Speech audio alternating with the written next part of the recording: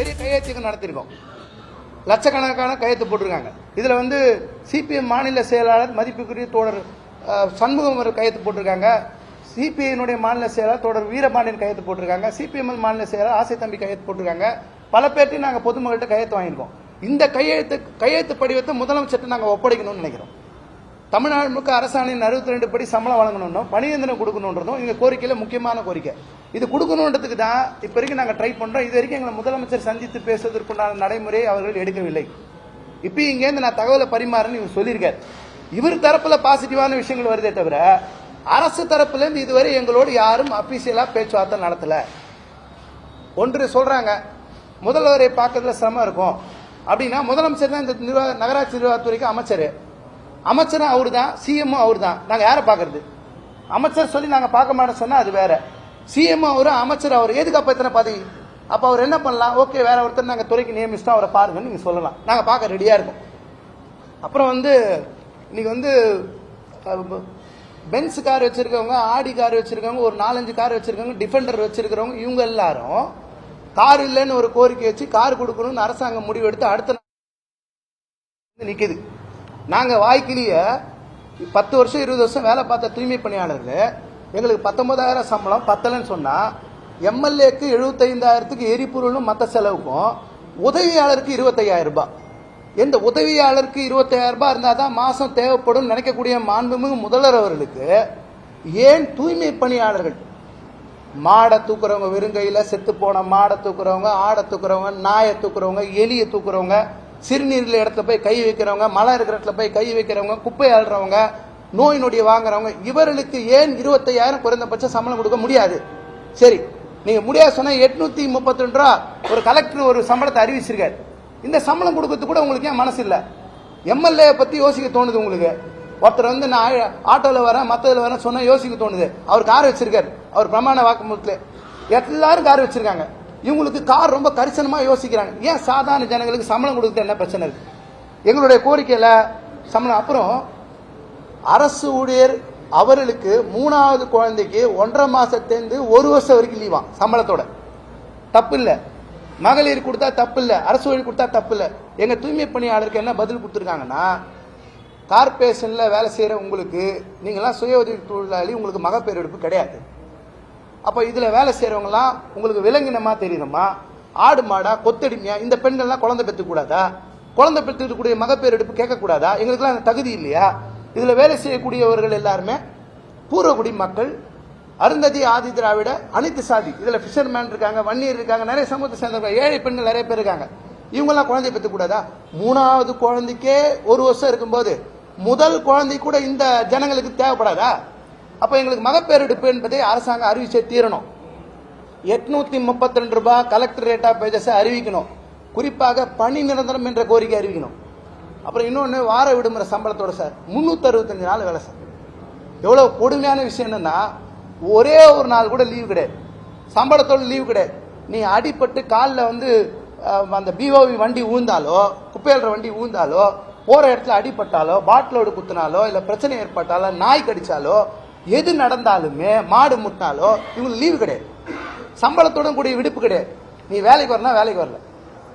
இப்போ உடம்பு சரியில்லாம போச்சுன்னா கூட, இந்த குப்பையல்னா நோய் வந்து உடம்பு சரி 6 மாசம் 1 மாசம் வெளியே இருந்தா கூட இவர்களுக்கு எந்த விதமான சட்டப்பூர்வமான சலுகைகளும் கிடையாது. இவர்கள் மனிதர்களாவே கணக்கில் எடுத்துக்கொள்வது கிடையாது யாருமே. அப்ப வார விடுப்பு நீங்க கொடுக்கணும்ன்ற கோரிக்கை எங்களுக்கு முக்கியமானது. இதுல அரசாங்கம் தீர்வுகள் சொல்லணும்னு நினைக்கிறோம். அப்புறம் சாப்பாடுன்னு கொடுக்குறாங்க, நாங்க யாருக்கும் கேட்கவே இல்லை. போன ஆட்சியிலே கூட சாப்பாடுன்னு அறிவிச்சாங்க. கரப்பாம்பூச்சி இருக்கு, பல்லி இருக்கு, புழு பூச்சி இருக்கு, கெட்டு போன மாதிரி சாப்பாடு இருக்கு. எல்லாரும் வேணான்னு சொல்லியாச்சு. வேணான்னு சொன்னாலும் திரும்பி திரும்பி சாப்பாடு போறாங்க. ஏதோ பயங்கர விருந்து கொடுக்குற மாதிரி. தொழிலாளிங்க வேணான்றாங்க. பசியில் உள்ள ஜனம் சாப்பாடு கொடுத்தா சாப்பிடுவாங்க. ஆனா எங்களுக்கு வேணாம், எங்களை அவமானப்படுத்துறீங்க, உணவு படி கொடுங்கன்னு கேட்கறாங்க. இங்க இருந்து அரசாங்கத்தை எழுதி அமிச்சிட்டோம்னு சொல்றாங்க. இப்ப வரைக்கும் வரல. அந்த வேண்டான்னு சொல்ற சாப்பாடு, யாரோ கான்ட்ராக்ட் லாபத்துக்காக அறிவிச்ச சாப்பாடு, இன்னைக்கு வரைக்கும் சாப்பாடு கொடுக்க, உணவு பொடி கொடுக்கறதுக்கு உண்டான நடவடிக்கை எதுவுமே இன்னைக்கு ஒத்துக்கிட்டதும் வழங்குறதுக்கு இல்லை. இப்ப இந்த அரசாங்கம் எங்களுக்கு X3 தேர்தல் வாக்குறுதியின் படி பணியந்திரம் என்பதை வழங்க வேண்டும், மகப்பேறு விடுப்பு என்பதை வழங்க வேண்டும், வார விடுமுறை என்பதை வழங்க வேண்டும், 832 ரூபாய் வழங்கணும், கழிப்பறை ஓய்வறை வசதி என்பது செப்டம்பர் 15க்குள்ள நிறைவேற்றி தரதா கமிஷனர் அவர்கள் சொல்லியிருக்காங்க. என்ன கொடுமைன்னா டெம்பரவரி பாத்ரூம் கூட இல்லை. சரி அவர் செய்யறேன்னு சொல்றாரு. போன ஆட்சியில 40க்கு மேல ரெடி பண்ணிட்டோம் சொன்னாங்க. செய்யறேன்னு சொல்ற செப்டம்பர் சார் சிறுநீர் கழிக்கிறது ரோட்ல போறாங்க சார். யாராவது வீட்டில் கேட்டா விட மாட்டாங்க சார். குப்பை நாத்தடிக்குது, வேற நாத்தடிக்குது, உங்க ஜனங்களை உள்ள சேர்க்க மாட்டோம், வீட்டில் எல்லா வீட்லையும் அலோவ் பண்றது சார். அப்ப ஜனங்க ஏதாவது கடையில் கிடைக்குமா, ரோட்ல கிடைக்கணுமா, பப்ளிக் பாத்ரூம் போகணுமா? ஏன் மாதவிலக்கு நாள் கூட பெண்கள் போய் எங்க போய் நிற்பாங்க? திடீர்னு அவசரம் கூட என்ன பண்ணுவாங்க?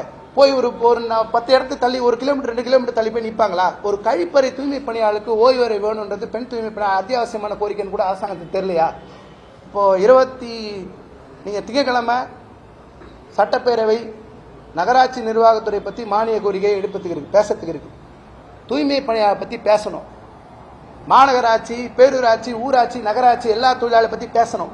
பெரிய மாபெரும் திருட்டு நடக்குது. கவர்மெண்ட்ல வேலை செய்யறவங்க கூட ஊராட்சியில் வேலை செய்யறவங்களுக்கு பெருக்கிறவங்களுக்கு 1000 ரூபாயிலிருந்து 3000 ரூபாய், ஊராட்சியில் 12,841 ரூபாய் பதிலாக 6000 ரூபாய் சம்பள திருட்டு நடக்குது சார். கொடுமையான சம்பள திருட்டு நடக்குது. நீங்க ஆவடி தாம்பரம் மாநகராட்சி போனா 12,000 ரூபாய் சம்பளம், 19,000 கொடுக்கணும் சம்பளம். இந்த யார் கேள்வி கேட்பா? அந்த மக்களுக்கு எதிர்கட்சியோ மற்றதோ ஆளுங்கட்சியோ மற்றதோ யார் கேட்க வேணாமா? ஜனங்களுக்காக, தூய்மை பணியாளருக்காக யார் கேட்பாங்க? சம்பள திட்ட செய்யறது யார்? செய்யறது ஊராட்சி நிர்வாகம், பேரூராட்சி நிர்வாகம், மாநகராட்சி நிர்வாகம். இவர்கள் எல்லாம் தமிழ்நாட்டில் இந்த மாதிரி பண்றவங்க எங்க வைக்கணும்? ஒரு மாசத்துக்கு 10,000 சம்பளத்தை குறைச்சு கொடுத்தா, 8,000 சம்பளத்தை குறைச்சு கொடுத்தா, 6,000 ரூபாய் சம்பளத்தை குறைச்சா எங்க வைக்கணும்? அவங்கலாம் 6,000 ரூபாய் கொடுத்து யாரும் வாழ முடியுமா சார்? 1000 ரூபாய் 2,000 ரூபாய் 3,000 ரூபாய் வாழ முடியுமா சார்? ஒரு பகுத்தறிவு என்பது வேணாமா? பெரியாருடைய அம்பேத்கருடைய கொள்கை நீங்க பின்பற்றுவது என்று சொன்னால் பகுத்தறிவு வேணாமா? அப்புறம் இன்னைக்கும் போராட்டம் நடக்கும், நாளைக்கும் நடக்கும். எங்களை முதலமைச்சர் சந்திக்கிறோம். நாங்க பேச்சுவார்த்தைக்கு மரியாதை கொடுக்குறோம், மதிப்பு கொடுக்குறோம், இல்லைன்னு சொல்ல. நீ கமிஷனர் பேசியிருக்காரு, அதை நாங்கள் வரவேற்கிறோம், துவக்க கட்டமாக அதை எடுத்துக்கிறோம். நாளைக்கு பேசுறதுக்கு யார் கூட பேசுறாங்க ரெடியா இருக்கோம்.